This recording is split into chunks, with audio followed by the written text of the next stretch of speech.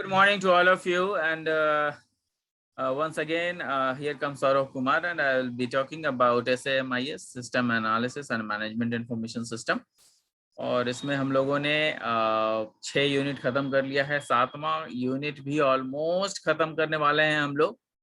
और हम लोगों ने काफ़ी कुछ देखा है, और जितने भी अभी आपके जो सिलेबस कंटेंट हैं उसमें हम लोगों ने जो कवर अप किया है वो है आपका graphical user interface, output design, input design, data input methods, ये सब हम लोगों ने कर लिया है। और अब जो हम लोग करने जा रहे हैं वो है application specific GUI components. Application specific है तो किस तरीके से का एप्लीकेशन में कौन सी चीज़ों की ज़रूरत पड़ती है वो सारी चीज़ें इसमें हम लोग देखेंगे। तो let's start guys, and I hope कि आप लोगों को काफ़ी सहूलियत होगी।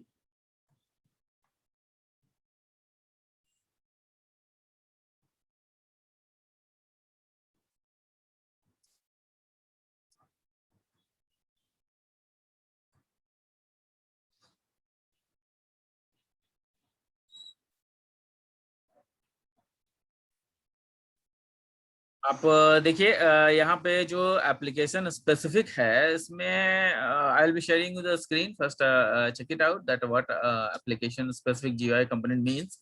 तो यहाँ पे एप्लीकेशन स्पेसिफिक GUI कंपोनेंट्स का मतलब ये होता है कि अगर मान लिया एप्लीकेशन हम लोग कोई बना रहे हैं या फिर कोई भी ग्राफिकल यूजर इंटरफेस है जिसको कि हम लोग डेवलप करने जा रहे हैं, तो उसमें जो एप्लीकेशन स्पेसिफिक होगा, जो भी एप्लीकेशन होगा वो एप्लीकेशन किस तरीके से जो है बढ़िया आपका बन सकता है, तो ये जो है हम लोग इसमें देखेंगे।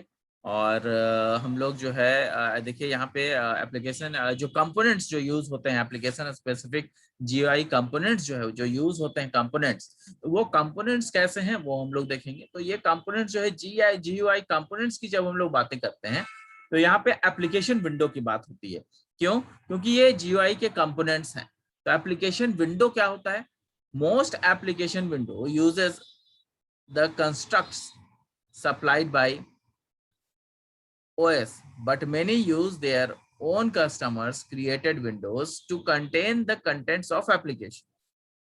अब यहाँ पर क्या होता है कि एप्लीकेशन विंडो है। एप्लीकेशन विंडो कोई भी अगर हम लोग सॉफ्टवेयर बनाते हैं तो उसका एक विंडो क्रिएशन होता है, क्योंकि on the basis of window we are able to visualize the software. तो कोई भी सॉफ्टवेयर को हम लोग को व्यू अगर करना है तो उसके लिए कम से कम विंडोज तो चाहिए। 1 विंडो, 2 विंडो, 10 विंडो, कितने सारे विंडोज हैं वो डिपेंड करेगा आपके सॉफ्टवेयर पे, लेकिन कम से कम 1 विंडो तो चाहिए। क्यों? क्योंकि उसी विंडो के सहारे हम लोग अपने सॉफ्टवेयर को प्रोवाइड करा सकते हैं कि क्या हम लोग उसमें करें। मतलब अगर कोई सॉफ्टवेयर हम लोग बना रहे हैं तो उसके लिए हम लोगों को कोई विंडो चाहिए जिसमें कि हम लोग देख सकेंगे कि what will be our output. तो आउटपुट जो हम लोग देखते हैं वही हमारा विंडो, हमारा जो आउटपुट आता है वो भी हमारा विंडो में ही आता है, और जो हम लोग इनपुट देते हैं वो भी हम लोग विंडो से ही देते हैं। तो डिपेंड करता है कि हमारा सॉफ्टवेयर कैसा होना चाहिए, उसके ऊपर जो है एप्लीकेशंस किस तरीके से बिल्डअप होंगे और उसके लिए कैसा विंडोज चाहिए। तो जितने भी एप्लीकेशन, जैसे यहाँ पे लिखा हुआ है मोस्ट एप्लीकेशन विंडो, मतलब मैक्सिमम सारे विंडोज यूजेस द कंस्ट्रक्ट्स। क्या यूज करते हैं? कंस्ट्रक्ट यूज करते हैं। कैसा कंस्ट्रक्ट यूज करते हैं? सप्लाइड बाय OS, मतलब ऑपरेटिंग सिस्टम में ये आपका ऑपरेटिंग सिस्टम ही आपको जो है प्रोवाइड करा देता है कि भाई आप अगर ऑपरेटिंग सिस्टम पे काम करना चाहते हैं तो विंडो बेस्ड कुछ भी आपको बनाना होगा, या फिर आपको कुछ भी इस्तेमाल करना है तो विंडो बेस्ड। जैसे माई कंप्यूटर भी खोलते हैं तो वो क्या एक विंडो में खुलता है। अभी मैं आपकी क्लासेस ले रहा हूँ तो ये भी किसी न किसी, ये वीडियो कॉन्फ्रेंसिंग है तो वीडियो जो पास हो रहे हैं वो वीडियोस जो है वो आप तक विंडोज के माध्यम से ही जा रहे हैं। तो सारे के सारे विंडोज के थ्रू ही काम होते हैं। तो इसीलिए यहाँ पे लिखा हुआ है most application Windows uses the construct. Now अब ये चीज है कि सप्लाइड बाय OS लिख रहा है। क्यों सप्लाइड बाय OS लिख रहा है?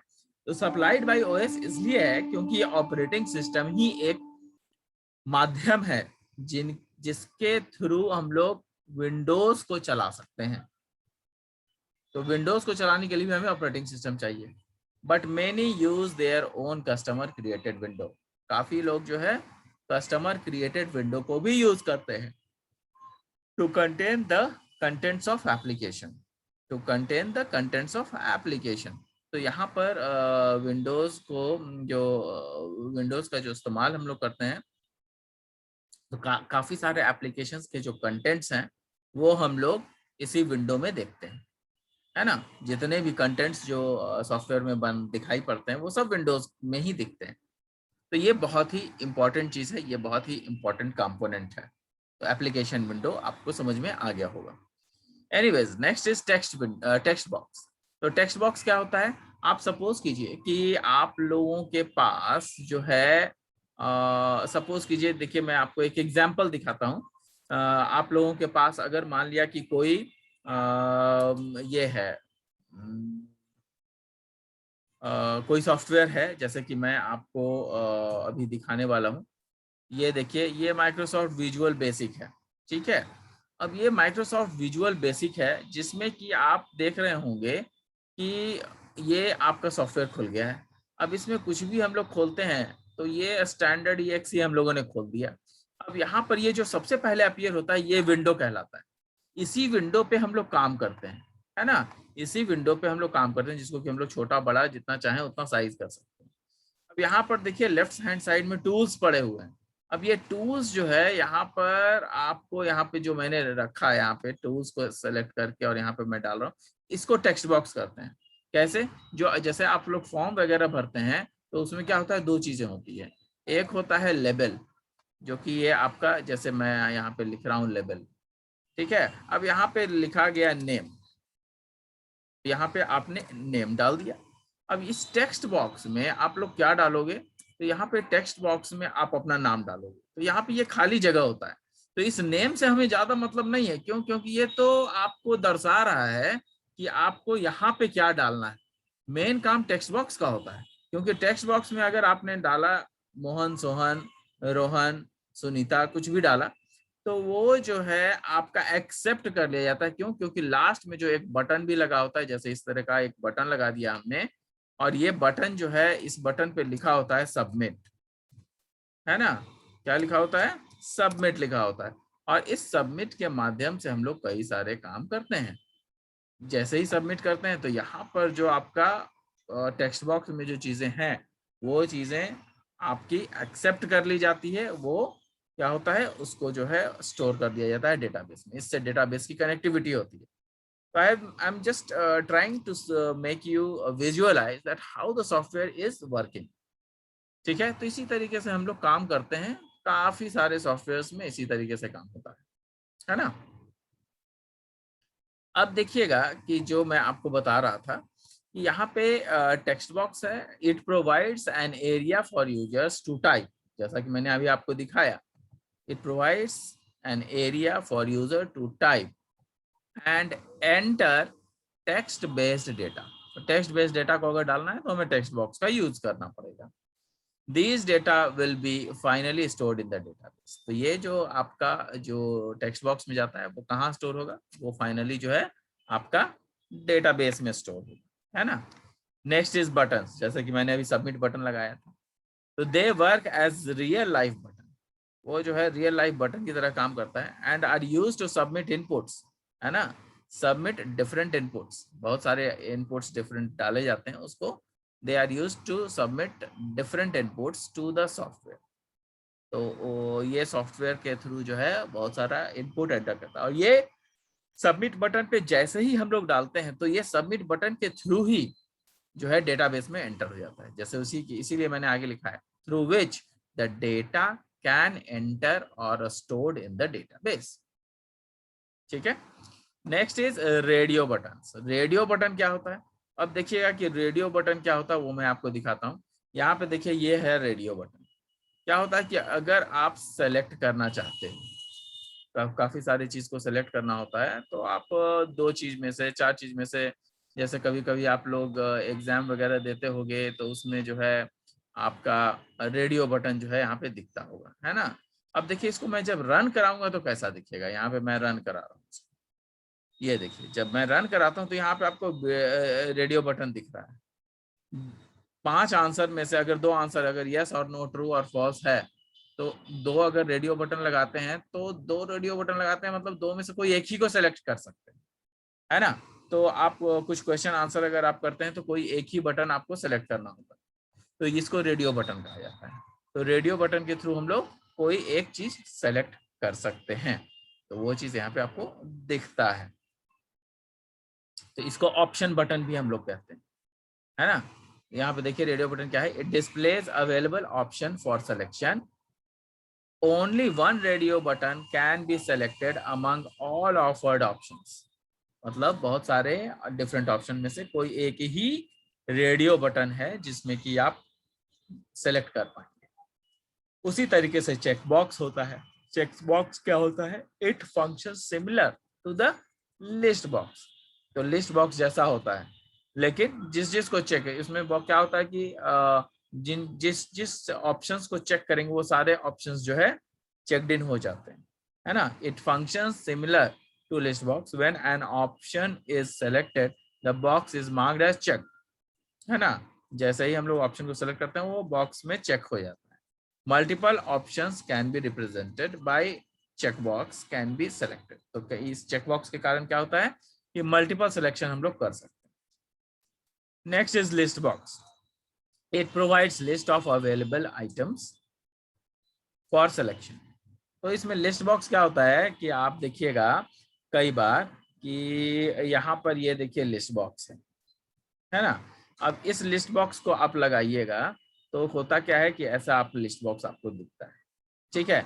अब यहाँ पे 2 आपको लिस्ट बॉक्स लगाना है, तो क्या होता है कि आप 2 लिस्ट बॉक्स लगा लीजिए, और 2 लिस्ट बॉक्स लगाने के बाद क्या होगा कि जो आपका सिलेक्शन है वो कैसा हो जाएगा, ये यहाँ पर से लिस्ट 1 में से चीजों को सिलेक्ट करेंगे ना, तो वो लिस्ट 2 में आ जाएगा। जैसे सपोज कीजिए कि आप फॉर्म भर रहे हैं और आपके पास पूछा गया आपसे कि आप कहाँ कहाँ आप अपना सेंटर ऑफ चॉइस देना चाहते हैं एग्जामिनेशन का, तो आप लोग क्या करते हो, दिल्ली, बॉम्बे, मद्रास, कहीं भी दे दिया। जनरली लोग ज्यादा स्टूडेंट लाइफ में यही सब करते हैं, क्यों, ताकि चलो भाई एग्जाम के बहाने कुछ घूम घूम लिया भी जाए। तो हम लोग जो है, कई लोग ऐसे हैं जो पटना सेलेक्ट नहीं करते हैं पटना में रहने के बाद भी।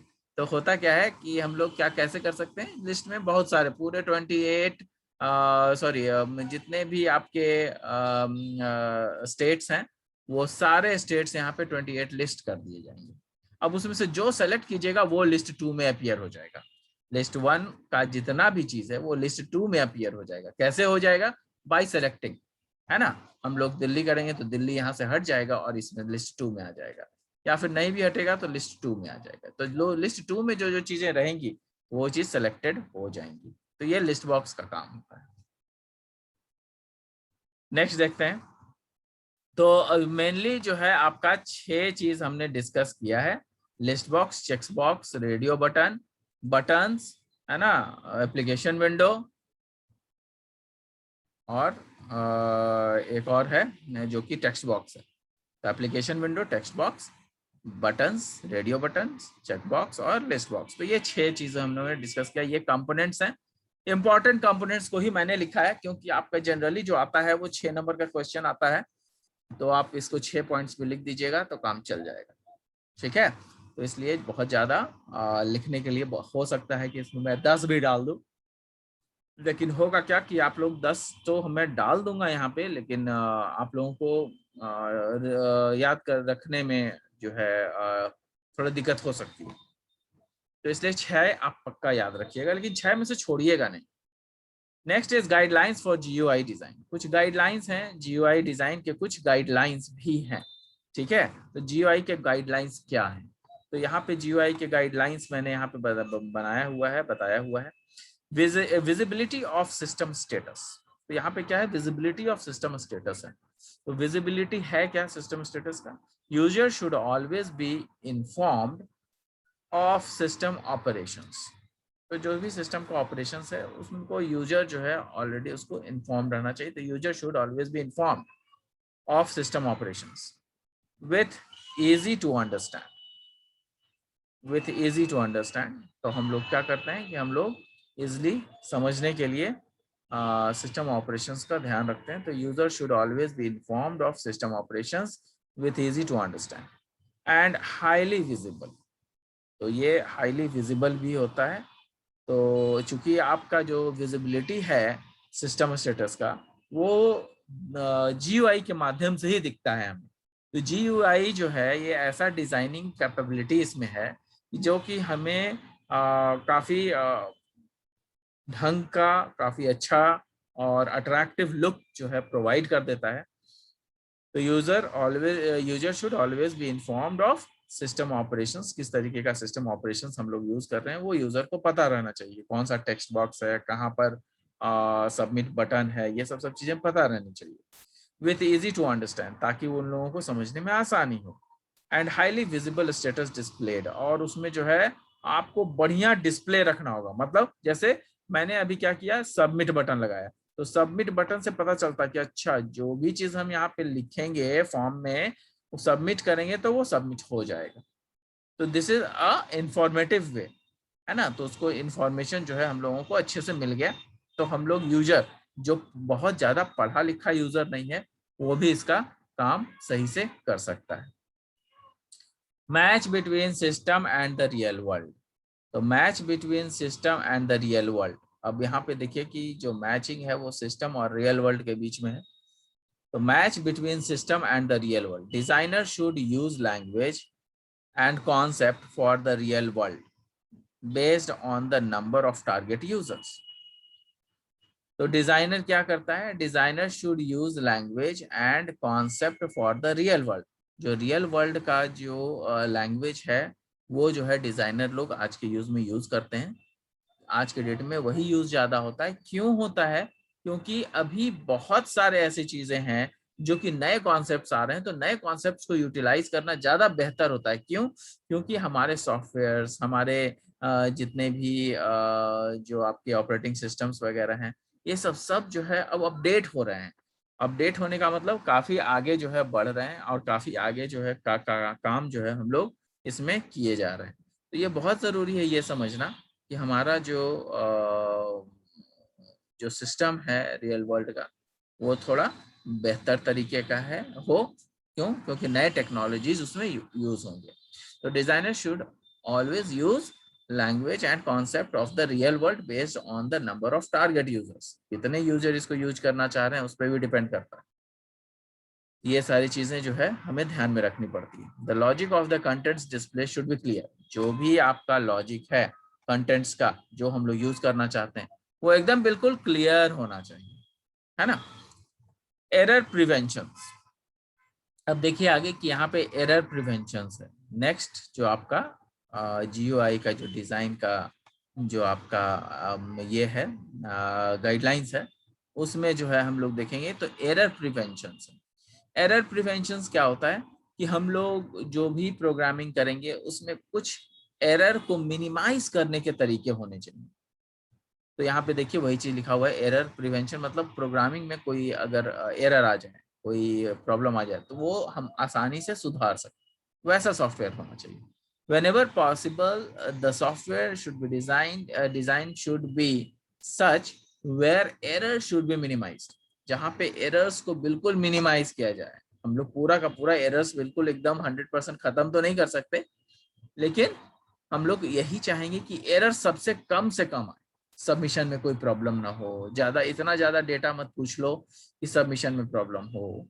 इसीलिए हम लोग जो है फोटो, साइन, ये सब का जो है हम लोग आप लोग क्या करते हैं, उसको जो है छोटा रखा जाता है, ताकि आपका जो वेबसाइट है वो हेवी ना हो जाए, है ना। क्योंकि डेटा जितना ज्यादा रहेगा उतना ज्यादा हेवी हो जाएगा। इसीलिए एरर प्रिवेंशन हम लोग लगाते हैं। Use control and freedom. User control and freedom में क्या है, यूजर कंट्रोल और एंड फ्रीडम में है कि जब भी यूजर जो है काम करता है, तो यूजर के पास ये अथॉरिटी होना चाहिए कि सॉफ्टवेयर को वो कंट्रोल कर सके। ठीक है।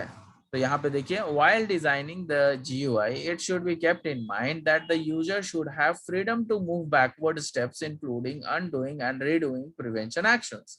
कई बार क्या होता है कि हम लोग क्या करते हैं कि सॉफ्टवेयर जो बनाते हैं उसमें हम लोग ये यूजर कंट्रोल रखते हैं। कैसे रखते हैं?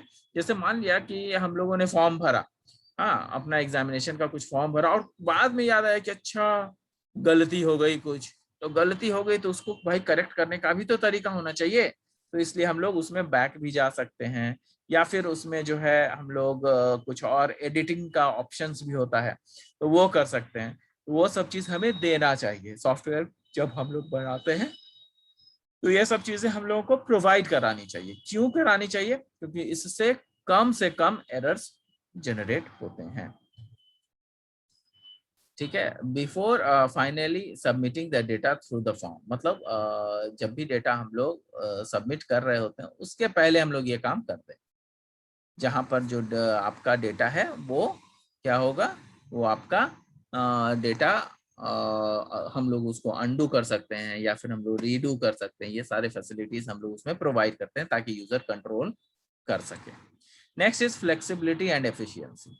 तो आपका जो फ्लेक्सिबिलिटी है वो काफ़ी हाई होना चाहिए, एफिशिएंसी, ताकि आप का जो प्रोग्रामिंग हो वो बहुत एफिशिएंट हो। तो ये बहुत बड़ा पॉइंट है कि आपका जो फ्लेक्सिबिलिटी है वो फ्लेक्सिबिलिटी और एफिशिएंट होना चाहिए आपका जो भी प्रोग्राम है। With the increased demand of interaction, it should allow faster navigation.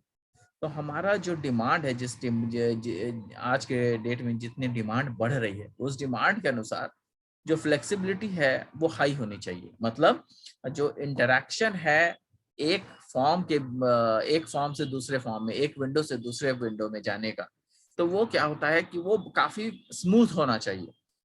तब उसी को हम लोग जितना स्मूथ होगा उतना फास्ट होगा। तो उसी को हम लोग नेविगेशंस बोलते हैं, एक विंडो से दूसरे विंडो में मूव करना, उसको नेविगेशन बोलते हैं हम लोग। तो ये जो डिमांड है आज की डेट में बहुत ज्यादा बढ़ गई। क्यों? क्योंकि फटाफट काम करना कोई भी चाहता है, कोई भी टाइम वेस्ट नहीं करना चाहता। तो this can be achieved by using functions की। तो ये फंक्शन की के से भी हो सकता है जो कि हम लोगों के कीबोर्ड में होता है। हाँ, तो कुछ हिडन कमांड्स होते हैं कीबोर्ड में। जैसे आप ऑल्ट और टैब कीजिएगा तो एक विंडो से दूसरे विंडो में चले जाइएगा, ऑल्ट टैब। तो ये चीजें जो है काफी हमें फायदा करता है। तो अगर मान लिया एक ही विंडो में एक टेक्स्ट बॉक्स से दूसरे टेक्स्ट बॉक्स में जाना है, तो हम लोग किस चीज का प्रयोग करते हैं? टैब का प्रयोग करते हैं, है ना।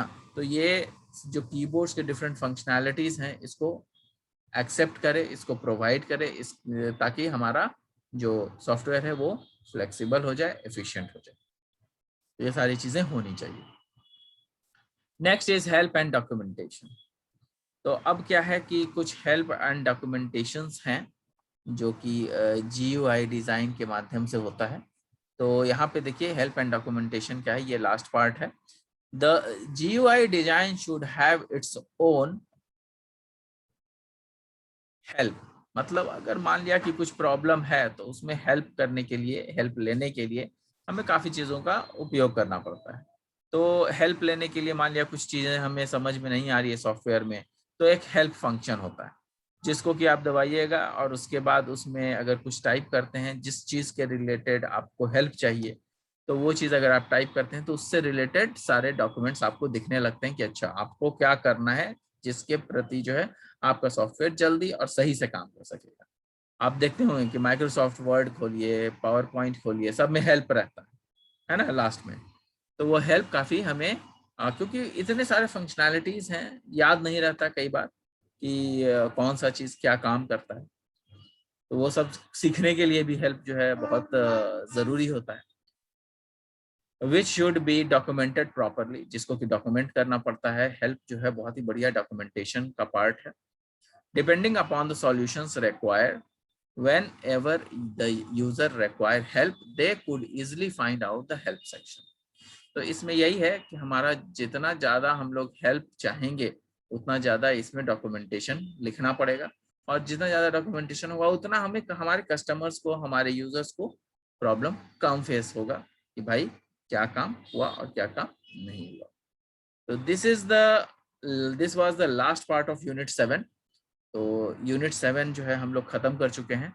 GUI गाइडलाइंस और गाइडलाइंस फॉर GUI डिजाइन हम लोग कर चुके हैं, और उसके बाद हमने एप्लीकेशन स्पेसिफिक GUI भी कर लिया है।